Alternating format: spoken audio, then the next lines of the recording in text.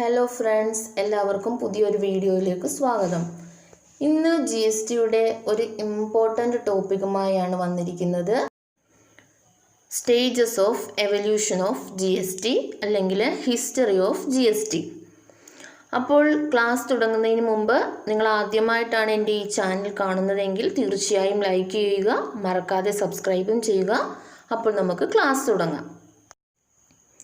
GST എന്ന ആശയം നമ്മുടെ നാട്ടിൽ ഇൻട്രൊഡ്യൂസ് ചെയ്തത് ഒരു ദിവസത്തെയോ ഒരു മാസത്തെയോ അല്ലെങ്കിൽ ഒരു വർഷത്തെയോ പ്രവർത്തന ഫലമായിട്ടല്ല. Emergence of GST is not an overnight process. വർഷങ്ങൾ എടുത്തിട്ടാണ് GST എന്ന പുതിയ ടാക്സ് സിസ്റ്റം ഇന്ത്യയിൽ കൊണ്ടുവന്നത്. It took years to introduce this new tax reform into our Indian economy. GSTയുമായി ബന്ധപ്പെട്ട ചില കാര്യങ്ങളുടെ ഒരു ടൈം ലൈൻ ട്രാക്കാണെന്ന് നമുക്ക് പഠിക്കേണ്ടത്. അവ ഓരോന്നും 1 by 1 ആയിട്ട് നമുക്ക് പഠിക്കാം. ഫസ്റ്റ് പോയിന്റ് ഞാൻ വായിക്കാം. GST is being introduced in the country after a 13-year long journey since it was first discussed in the report of the Kelkar task force on indirect taxes. A brief chronology outlining the major milestones on the proposal for introduction of GST in India is as follows. ഈ വായിച്ച പോയിന്റിൽ ഒരു കേൽക്കാർ task ഫോഴ്സിനെ കുറിച്ച് പറയുന്നുണ്ട്. അതെന്താണെന്ന് ഞാൻ ആദ്യം പറഞ്ഞു തരാം. വിജയ് എൽ കേൽക്കാർ എന്ന് പറയുന്നത് ഒരു ഇന്ത്യൻ ഇക്കോണമിസ്റ്റാണ്. 2002-2004 കാലയളവിൽ അദ്ദേഹം ഫിനാൻസ് മിനിസ്റ്ററുടെ ഉപദേശകനായിട്ട് വർക്ക് ചെയ്തിട്ടുള്ള ആളാണ്. അപ്പോൾ അദ്ദേഹത്തിൻ്റെ നേതൃത്വത്തിൽ ഇൻഡയറക്റ്റ് ടാക്സിൻ്റെ കാര്യങ്ങൾക്ക് വേണ്ടി രൂപീകരിച്ച ഒരു ടാസ്ക് ഫോഴ്സിനെയാണ് നമ്മൾ കേൽക്കാർ ടാസ്ക് ഫോഴ്സ് എന്ന് പറയുന്നത്. 13 വർഷം മുൻപ് കേൽക്കാർ ടാസ്ക് ഫോഴ്സിൻ്റെ ഇൻഡയറക്റ്റ് ടാക്സസിനെ കുറിച്ചുള്ള ഒരു റിപ്പോർട്ടിലാണ് GSTയെക്കുറിച്ച് ആദ്യത്തെ ചർച്ച വന്നത്. 13 വർഷത്തെ നീണ്ട ഒരു യാത്രയ്ക്ക് ശേഷമാണ് GST എന്ന ഒരു കോൺസെപ്റ്റ് രാജ്യത്ത് നിലവിൽ വരുന്നത്. ഇന്ത്യയിൽ GST ഏർപ്പെടുത്തുന്നതുമായി ബന്ധപ്പെട്ടുള്ള ഒരു ചെറിയ വിശദീകരണമാണ് താഴത്തെ ഓരോ പോയിന്റിലും പറയുന്നത്. രണ്ടാമത്തെ point, in 2003, the Kelkar Task Force on Indirect Tax had suggested a comprehensive goods and service tax based on VAT principle.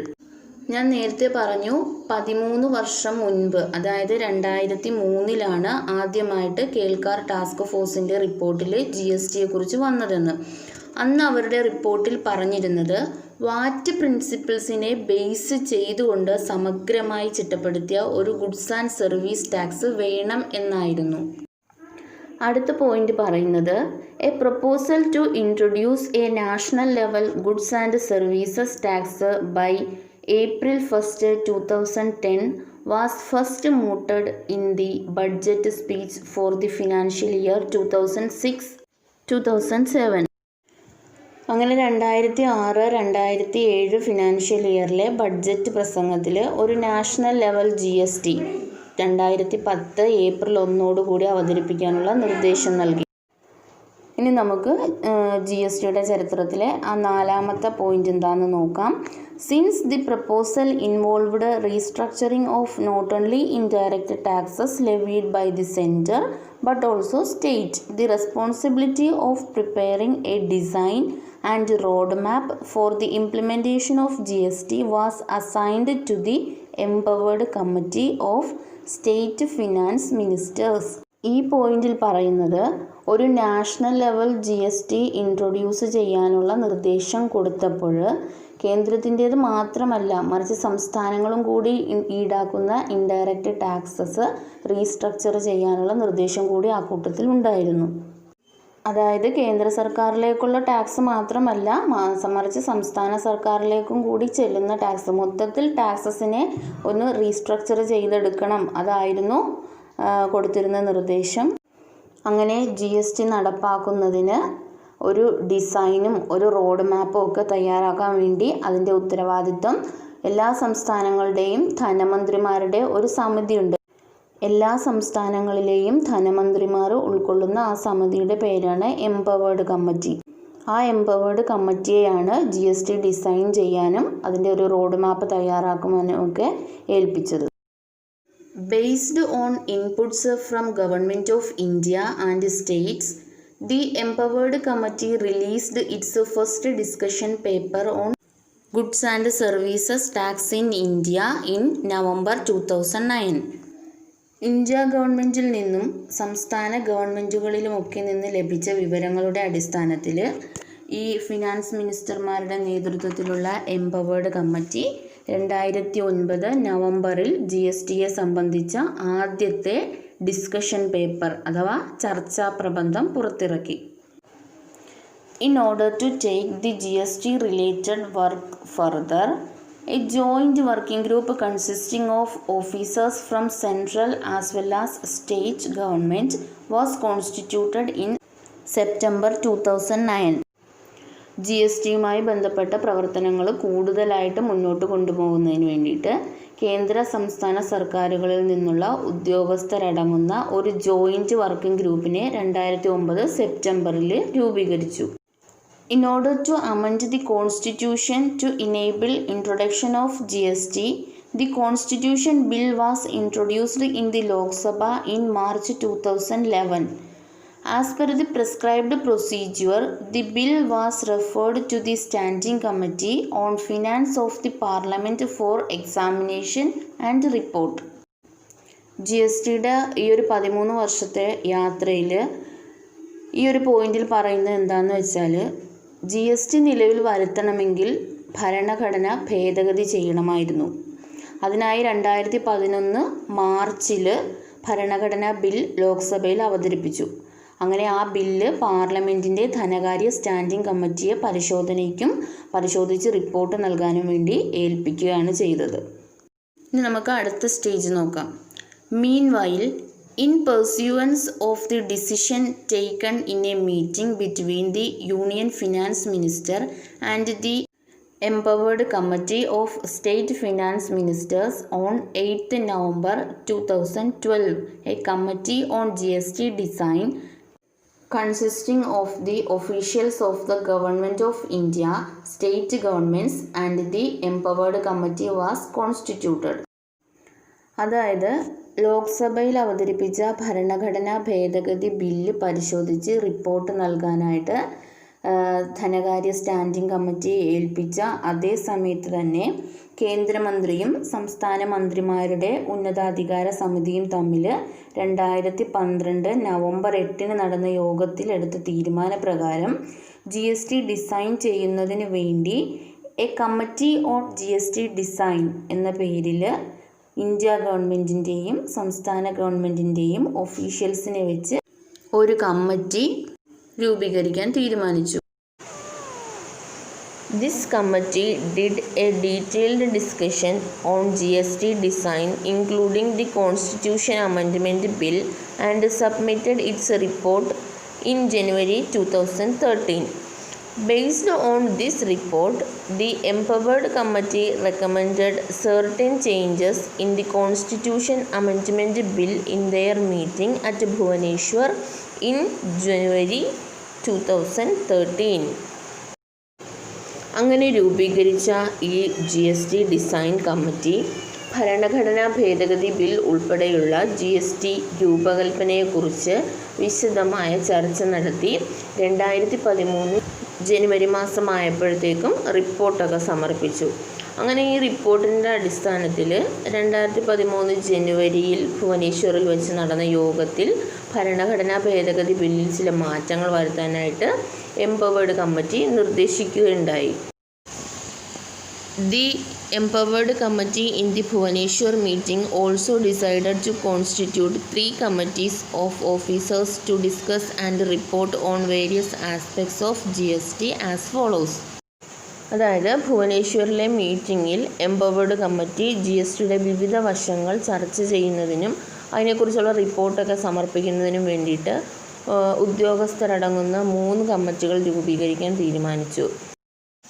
ആ 3 കമ്മിറ്റികളാണ് ഇനി പറയുന്നത്. ഫസ്റ്റ് കമ്മിറ്റിയുടെ പേര് committee on place of supply rules and revenue neutral rates. ഈ committee place of സപ്ലൈയുമായി ബന്ധപ്പെട്ട നിയമങ്ങൾ, പിന്നെ revenue neutral റേറ്റുമായി ബന്ധപ്പെട്ട കാര്യങ്ങൾ എന്നിവയൊക്കെ തീരുമാനിക്കുന്നതിന് വേണ്ടിയിട്ടാണ് ഈ കമ്മിറ്റി രൂപീകരിച്ചിരിക്കുന്നത്. രണ്ടാമത്തെ കമ്മിറ്റി എന്ന് പറയുന്നത് committee on dual control, threshold and exemptions. ഈ കമ്മിറ്റി തീരുമാനിക്കുന്നത് ഡ്യുവൽ കൺട്രോൾ എങ്ങനെയായിരിക്കണം, ത്രെഷോൾഡ് ലിമിറ്റ് നമുക്ക് എവിടം വരെയൊക്കെ കൊടുക്കാം, എക്സംഷൻസ് എങ്ങനെയുള്ള കാര്യങ്ങൾക്കാണ് എന്നിവയ്ക്ക് വേണ്ടിയിട്ടാണ് ഈ കമ്മിറ്റി നമ്മൾ രൂപീകരിച്ചിരിക്കുന്നത്. മൂന്നാമത്തെ കമ്മിറ്റി എന്ന് പറയുന്നത് on IGST and GST on import.